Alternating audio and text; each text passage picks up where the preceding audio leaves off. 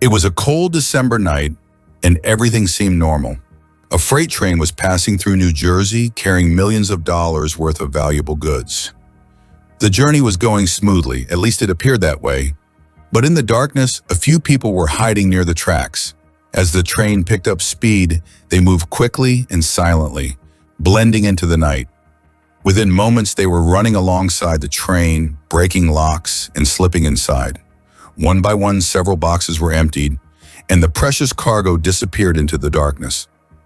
By the time the train reached its destination, the goods were completely missing, and there was no trace of the thieves. This wasn't an isolated incident. It was the work of an organized gang that had been outsmarting the police for years. The gang was called Conrail Boys, one of the most daring, mysterious, and well-organized train robbers in American history. But why did it take so long to catch them? And how did they finally fall? In the 1990s, freight trains were the lifeline of the eastern U.S. economy. Every year, billions of dollars worth of goods moved across these tracks, with a significant portion passing through New Jersey to New York and other regions. These trains carried everything from expensive electronics to designer clothes, the most valuable commodities in the retail trade. Conrail, one of the largest freight companies in the region at the time, managed thousands of rail cars. These trains traveled hundreds of miles, passing through industrial areas, quiet suburbs, and remote locations. This network was crucial for commerce, but its vastness was also its biggest weakness. Monitoring every junction, yard, and mile-long track was nearly impossible. Security measures existed, but they had limitations. Rail yards had fences and guards, but in the chaos of thousands of containers, it was easy for thieves to slip through. Protecting moving trains was even harder, especially on tracks that ran through isolated areas. Away from the eyes of law enforcement, thieves could strike comfortably in the dead of night. For many, these security flaws were just an operational problem. But for the Conrail Boys, they were a golden opportunity.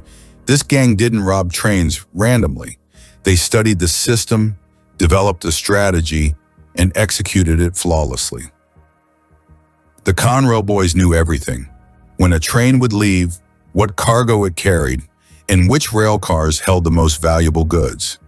They carefully analyzed when security was at its weakest and what items would bring the highest profits in the black market. Their targets? Designer clothing, high-end electronics, and luxury goods that fetched premium prices in the illegal trade. Once, in a single night, they stole $200,000 worth of Tommy Hilfiger clothes. Their theft techniques were so effective that Conrail was forced to place armed guards on their trains. But even that wasn't enough to stop them. The mastermind behind this gang was Edward Mongan, who grew up in Hoboken, New Jersey. His house was near the railway tracks, and since childhood, he had watched freight trains passing by. But for him, these trains weren't just a mode of transport, they were a gold mine. In the late 1980s, when Mongan was still young, he started stealing from rail yards with his friends. At first, it was just vandalism and petty theft, but over time, he turned it into a systematic crime. He began studying train schedules and movement patterns. He learned which trains would stop for the longest time, which containers held the most valuable goods, and when security guards were least alert. By the age of 14, Mongan was arrested for theft, but instead of scaring him, his time in jail only made him smarter. Mongan's first big success came when he stole a two-way radio used by train operators and dispatchers. With this device, he could listen to conversations between train engineers, yard managers, and even the police. This gave him a massive advantage. He could track which train was going where, the security situation, and the safest time to strike. This intelligence allowed his gang to execute thefts with precise planning and minimal risk. By the early 1990s, Mongan's team had transformed into a fully organized gang. They called themselves the Conrail Boys. Mongan was known as the Brain because he was the mastermind behind their entire strategy. He developed new ways to bypass rail yard security, such as using jumper cables to deactivate electric fences. Inside the gang, he enforced strict discipline. Michael Santano, the second most powerful member, was a dominant and fearsome figure. Mongan knew that Santano's intimidating reputation would help maintain order within the gang. As rail yard security tightened and stealing from stationary trains became difficult, Mongan came up with a new method: robbing moving trains. This was a turning point in the Conrail Boys' operations. By the late 1990s, Mongan had turned the Conrail Boys into one of the most notorious train robbery gangs in history. Their strategy had evolved far beyond simple theft. Mongan started planning days or even weeks before a heist. Using the stolen two-way radio, he listened to train communications and tracked which train carried the most valuable cargo. Some gang members were stationed at rail yards and remote track locations. They observed security patrol schedules, noted where trains were parked, and tracked their arrival and departure times. These in-depth inspections allowed Mongan to pinpoint the perfect time and location for the heist, ensuring maximum success with minimal risk.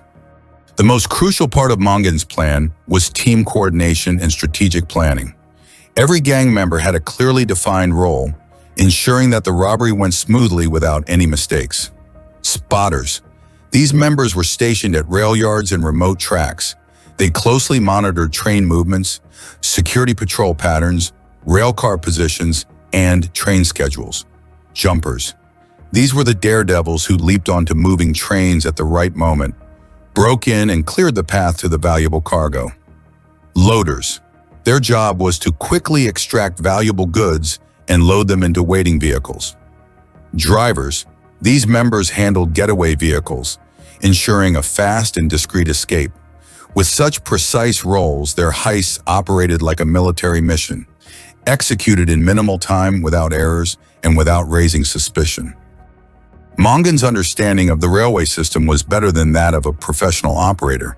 He had learned how to decode the markings and codes on rail cars to identify their cargo. Each rail car had specific symbols and codes on its exterior, indicating the type of goods inside. Mongan mastered the skill of reading these codes and targeted only rail cars carrying luxury items. This careful selection process ensured that every heist yielded maximum profit with minimal risk. After every robbery, the gang's top priority was to escape without getting caught. Mongan carefully chose locations for the heists: swampy areas, industrial zones, and deserted locations, where police presence was minimal. They often used unregistered vans or stolen vehicles from rail yards, ensuring they left no trace behind. Mongan's philosophy was simple: preparation is everything. Each heist was planned like a complex puzzle, where every piece had to fit perfectly. How these high-stakes heists worked. The gang targeted isolated areas like swamps, industrial zones, or tracks surrounded by forests, where police presence was minimal. As the target train approached, jumpers ran alongside to match its speed, usually 20-30 miles per hour, before making the risky leap. Once on board, jumpers balanced along the narrow edges to reach the rail car. Using special tools, they unlocked the doors and broke in. Loaders quickly removed valuables and passed them down to waiting vehicles, ensuring a fast and clean getaway. They had only minutes before the train reached a checkpoint or a high-security zone. Timing was critical. Spotters monitored police scanners and alerted the team if danger was near.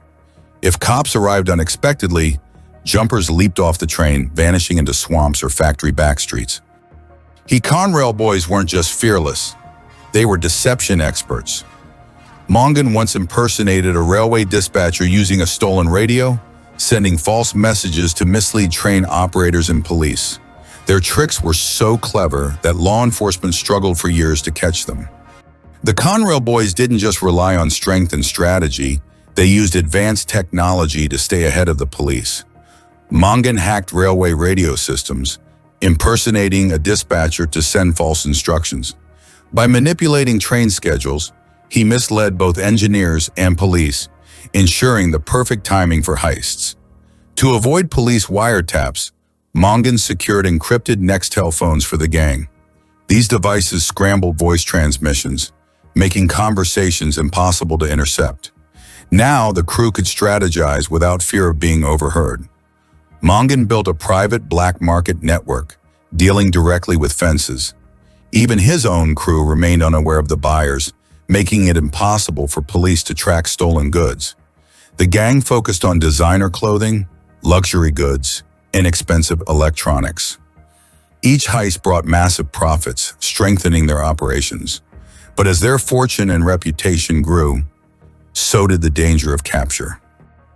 By the end of 1990, the Conrail Boys were bolder than ever, planning their biggest and riskiest heist. Target: $200,000 worth of Tommy Hilfiger designer clothing. Date: December 17, 1999. Location: North Bergen, New Jersey. As always, days of planning preceded the heist. Mongan hacked radio communications, identifying the exact rail car and its location. Spotters were stationed along the tracks to ensure no police patrols. They chose a remote area near forests and industrial zones to minimize capture risk. The train approached at 25 miles per hour, fast but climbable. Dressed in black, jumpers hid in the dark. On signal, they sprinted alongside and leaped onto the moving train. Holding onto handrails, they balanced their way to the target railcar. Box by box, the loot drops. Using a crowbar, they pried the doors open. Inside were boxes of Tommy Hilfiger clothes. They quickly tossed boxes down, where loaders packed them into waiting vans. Each box was worth thousands of dollars, and the entire heist had to be completed in minutes. Their getaway vehicle was stolen, ensuring a clean escape. The loaders below quickly began filling the waiting van with stolen goods. This wasn't just any van, it had also been stolen from a nearby rail yard just hours earlier to avoid suspicion. The entire operation was a race against time. Spotters were in position, equipped with police scanners to detect any threats. At the slightest sign of approaching patrol cars, they would instantly alert the team. Mongan, the mastermind behind the mission, coordinated every move through encrypted communication. Just 10 minutes. In only 10 minutes, the team had unloaded 50 boxes. Everything was executed so flawlessly that the train's engineer remained completely unaware. Then, without leaving a trace, the Conrail Boys vanished into the night. When the train finally reached its destination, rail yard workers were stunned to find an empty car. This wasn't just another robbery, it was one of the smartest train heists of modern times. No clues, no witnesses, just vanished cargo. After this heist, the police became more alert. It was clear that the Conrail Boys weren't ordinary criminals. Their plans were so precise that even law enforcement agencies were left baffled. But for Mongan and his team, the Tommy Hilfiger heist was just another victory. With each success, their confidence grew, and that was the biggest danger. The Conrail Boys game was as profitable as it was risky. Boarding a moving train wasn't easy. One small mistake could mean arrest or even death. Jumpers had to leap at the right moment, maintaining perfect balance. But it wasn't just the jumpers. Loaders and drivers were also at risk. They often operated in remote areas where the police could appear at any moment. There was only one reason for taking such huge risks: big money. The Conrail Boys weren't petty thieves. They targeted only high-end designer clothing, electronics, and luxury goods. One night's work could bring in millions. In the Tommy Hilfiger heist alone, they stole nearly $200,000 worth of goods. This wasn't just about theft, it was about proving themselves. A dangerous game where only the winners ruled. But as their heists grew, so did the police scrutiny. After every Conrail Boys operation, law enforcement became even more watchful. Edward Mongan knew that stealing goods was only half the game. The real skill was selling them for profit. He had trusted fences, people who bought stolen merchandise and resold it in different markets. Mongan operated this network so secretly that the police remained clueless for years. But money wasn't meant to just sit in bank accounts. The Conrail Boys spent it lavishly. Expensive cars, designer clothes, fine dining, and exclusive clubs. Their presence was felt everywhere. Mongan himself gambled millions in Atlantic City casinos, tossing stacks of cash as if they meant nothing to him. However, this luxurious lifestyle came at a cost: their growing profile. With every heist, police interest increased. Law enforcement agencies became more aggressive, determined to bring them down. The same system the Conrail Boys had outsmarted to build their empire was now closing in on them, and soon the end game was about to begin.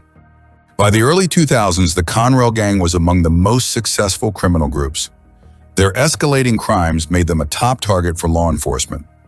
Local, state, and federal agencies united to stop them, but the vast railway network posed a major challenge, making surveillance and arrests extremely difficult. With thousands of miles of tracks, constant surveillance was impossible. These tracks passed through New Jersey's industrial zones, quiet neighborhoods, and remote areas with no cameras or security guards. This allowed the gang to operate in places where the risk of getting caught was minimal. It wasn't just the locations. The gang's technical expertise also troubled the police. Mongan secured stolen wireless radios, letting them listen to police communications in real time. This helped them track patrol movements and adjust their plans instantly. They also used encrypted phones, making their conversations impossible to intercept. These technological advantages kept them a step ahead, while law enforcement was left in the dark. Even if police interrupted a heist, the terrain helped the gang escape. They always operated near swamps, abandoned factories, dense forests, or desolate roads. If officers arrived mid-theft, the gang vanished into the darkness, leaving no evidence behind. Another major obstacle was their secret network. Mongan had built a system where only he knew where and to whom the stolen goods were sold. The rest of the gang only handled their assigned tasks, but no one knew the full operation. This made it impossible for police to infiltrate their ranks. Interestingly, train theft wasn't considered a major crime. Law enforcement classified it as property crime rather than a violent offense. Because of this, whenever a gang member was caught, they received only light sentences.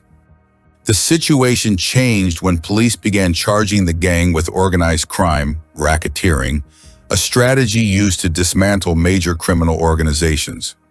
A breakthrough came when undercover agents infiltrated the network of buyers and sellers handling stolen goods. These fences bought and resold stolen merchandise.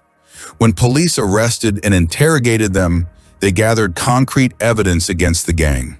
From then on, law enforcement closely monitored the gang. Mongan and his associates were placed under 24/7 surveillance, with their activities documented to build a strong case. Investigators also discovered Mongan's extravagant lifestyle. They recorded his frequent trips to Atlantic City, where he gambled away thousands of dollars, flaunting his wealth. This proved that he had profited significantly from his crimes but had become reckless. The technology that once gave the gang an advantage now worked against them. Police learned to intercept and decode their encrypted communications. Additionally, some gang members turned informants. Wiretap calls revealed how the Conrail gang planned their heists and how Mongan controlled every financial transaction. In December 2001, police launched their final operation against the gang. A special task force was formed to capture Mongan and his right-hand man, Michael Santono. Police knew that Mongan frequently visited a nightclub in Jersey City, so they planned a raid. A team of over 20 officers surrounded the club to prevent any escape. As soon as Mongan stepped outside, officers closed in and arrested him. Santono was also caught shortly after. The evidence against the gang was overwhelming, leaving them no way out. Police presented CCTV footage, intercepted calls, and informant testimonies in court. Mongan and 23 gang members were charged with organized crime, theft, and conspiracy. This marked the downfall of one of America's biggest train robbery gangs. In court, prosecutors revealed the full extent of the gang's crimes. They demonstrated how the gang outsmarted law enforcement for years, stole goods worth millions, and operated with military-like precision. Realizing the strength of the evidence against him, Mongan pleaded guilty. He was sentenced to 133 years in prison, while other members received 5 to 12 years. The Conrail gang's takedown was a major victory for law enforcement. However, the case also exposed vulnerabilities in the railway system that criminals had exploited. While intelligence and technology can be powerful tools, they can also lead to downfall. The gang's ability to adapt quickly made them formidable, but their growing arrogance ultimately led to their capture. Today, the Conrail gang is remembered as one of America's most notorious train robbery syndicates. But for those who witnessed their reign, this story serves as a reminder that crime and arrogance always lead to ruin. Mongan, once the mastermind behind a dangerous empire, now spends his days staring out of a New Jersey prison window, watching the very train tracks he once ruled. If you liked the story, then please like, share, and subscribe.